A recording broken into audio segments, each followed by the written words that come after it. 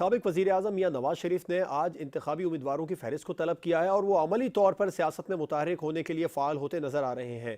पाकिस्तान तहरीक इंसाफ को कितना फ़र्क पड़ेगा नवाज शरीफ के खुद पंजाब में या पाकिस्तान में आने के बाद में इंतखाबी मुहिम को लीड करने के लिए? क्या उसके बाद भी पाकिस्तान तहरीक इंसाफ ही मकबूल पार्टी रहेगी? इमरान खान ही पाकिस्तान के मकबूल लीडर रहेंगे? नसीम सिद्दीकी साहब, चाहूँगा पहले आप इसका जवाब दें और आप राना एहसान अफजल साहब की जो कश्मीर के जो नताइज उन्होंने बताया था उस पर आप मुस्कुराए भी थे, उस पर भी आपका कमेंट चाहूँगा। बिस्मिल्लाह। अच्छा, ये देखें कि नवाज शरीफ जब वापस आ जाते हैं और मेरी इत्तला है कि शायद वो दिसंबर के तीसरे हफ्ते के एंड तक जो है वो शायद पाकिस्तान वापस आ जाए और मरियम नवाज डेफिनेटली उनके हमरा होंगी, तो उनके आने से देखें फ़र्क तो पड़ेगा। नवाज शरीफ साहब, इसमें कोई शक नहीं है कि पाकिस्तान के बहुत बड़े लीडर हैं, 3 दफ़ा के वज़ीर आज़म रह चुके हैं, अवाम में उनके रूट्स हैं क्योंकि वो बाहर चले गए थे, बहुत अरसे से वो बाहर हैं और उनके पीछे मरियम नवाज ने किसी हद तक जो है कैंपेन को लेके चली हैं और जब पीटीआई की गवर्नमेंट थी तो उन्होंने ज़मीनी इंतखाबात में बहुत अच्छे मार्के मारे थे, कुछ ऐसी सीटें भी हराई थी पीटीआई को जो पीटीआई 2018 के इलेक्शन में जीतेगी। तो जब नवाज शरीफ साहब वापस आएंगे तो उससे फ़र्क तो ज़रूर पड़ेगा। जिस तरह इमरान खान साहब ने अपना बयानिया लेके चले, पहले करप्शन का लेके चले, उसके बाद उन्होंने कहा साइफर के ज़रिए मुझे हटाया गया, तो नवाज शरीफ साहब भी वापस आके काफ़ी चीज़ें रिवील करेंगे, वो नई बातें बताएंगे कि उनके साथ क्या हुआ, उनके साथ क्यों निकाला गया। जब वो अंदर की बातें कुछ बताएंगे तो आवाम कुछ ना कुछ नया चाहती है और अगर किसी पे मजलूमियत कोई अपनी साबित करने पे कामयाब हो जाए तो लोगों के वो दिल जीत लेता है, क्योंकि हमारी पाकिस्तानी आवाम जो है वो बड़ी नरम दिल है, उनको कोई भी बेवकूफ़ बना सकता है। और हमारे सियासतदान तो माशाल्लाह हर इलेक्शन में उनको बेवकूफ़ बना के असम्बलियों में जाते हैं और असम्बलियों का ये हाल होता है कि वहाँ पर कोरम पूरा नहीं होता। इससे आप अंदाज़ा लगाएं हमारे सियासतदानों की सीरियसनेस का।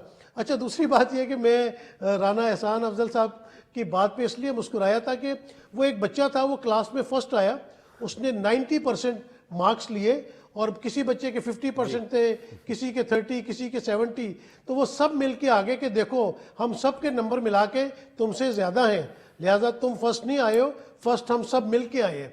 तो यही वाली बात राना साहब ने की।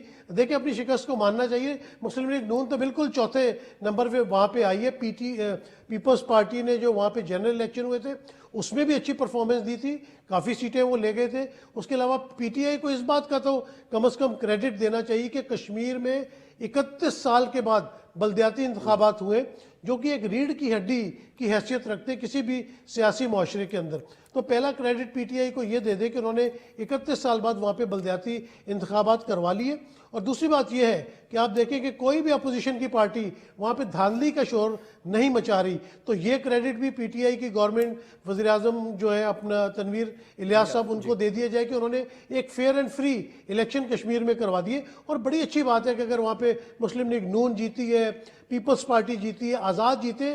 देखिए, जमहूरियत का हुस्न यही है कि जो चाहे पाकिस्तान में इलेक्शन लड़े, अवाम जिसे चाहे वोट दे, लेकिन खुदा के वास्ते इन सियासतदानों को सोचना चाहिए कि ये अवाम को क्या दे रहे हैं। अवाम इस वक्त जिस तरह महंगाई में बुरी तरह पिसी हुई है, कोई जाके गरीब का हाल तो पूछे, बल्कि गरीब का हाल क्या पूछना, जो मिडिल क्लास है, जो हमारी तरह आपकी तरह नौकरी पेशा है, वो भी परेशान है। मेरा चौकीदार कल आया है, उसने कहा मैं एक झुग्गी में रहता हूँ और वहाँ पे एक बल्ब और एक फलां चीज़ लगी है और मेरा 62,000 का बिल आया है। मुझे बताया जिसकी 15-20 हज़ार महीने की सैलरी है, उसने पूरा ख़ानदान उसमें पालना है, वहाँ 62 हज़ार के बिल आ रहे हैं। तो सिर्फ वो रो नहीं रहा, वो हुकूमत वक्त को बदवाएँ भी दे रहा है। तो खुदा के वास्ते जो भी हुकूमत आए, अवाम को कम अज़ कम रिलीफ ज़रूर दे।